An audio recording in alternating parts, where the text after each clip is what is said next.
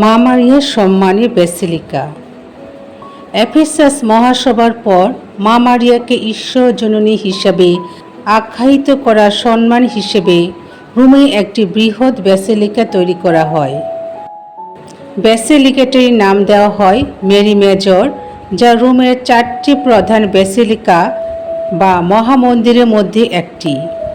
অন্য 3টি প্রধান ব্যাসিলিকা বা মহামন্দিরগুলো হল সাধু পিতরের মহামন্দির, লাতেরানে সাধু জোহনের মহামন্দির এবং সাধু পলের মহামন্দির। উল্লেখ্য যে রোমান সাম্রাজ্যের পশ্চিমাঞ্চলে মা মারিয়ার সম্মানে এটি আনুষ্ঠানিকভাবে প্রথম ব্যাসিলিকা। 217 খ্রিস্টাব্দে রোমের ত্রাস্তাবাড়িতে মারিয়ার সম্মানে সান্তা মারিয়া নামে প্রথম গির্জা নির্মাণ করা হয়। পোপ প্রথম লিবেরিয়াসের সময়ে মারিয়া মেজর ব্যাসিলিকাটি নির্মাণ করা হয়েছিল।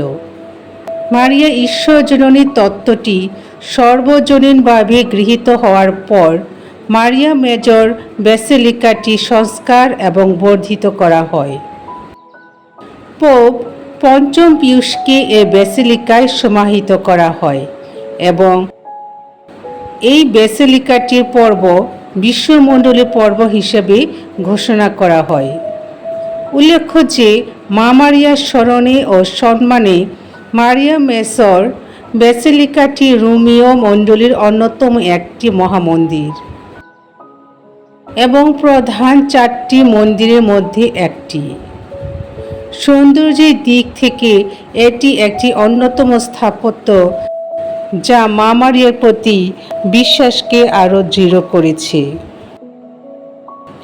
এখানে আরও উল্লেখ্য বিষয়টি হচ্ছে এই মা মারিয়া সম্মানে যে ব্যাসিলিকাটি তৈরি করা হয় মেরি মেজর ব্যাসিলিকা, এখানে বর্তমানে আমাদের প্রয়াত পুণ্যপিতা পোপ ফ্রান্সিসকে সমাহিত করা হয়েছে, যা তিনি তার মৃত্যুর পূর্বে এই বাসনা উল্লেখ করে গিয়েছেন যে তার মৃত্যুর পর যেন তাকে মেরি মেজর ব্যাসিলিকায় সমাহিত করা হয়।